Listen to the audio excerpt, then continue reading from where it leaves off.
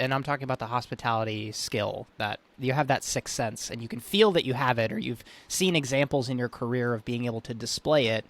Can you improve that?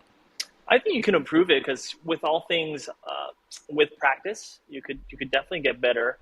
I think it's also up to the restaurant culture. To your point, having a thought leader, an individual that represents that excellence in the restaurant, I think is incredibly important. So when Will comes in, he usually comes with when they were still together.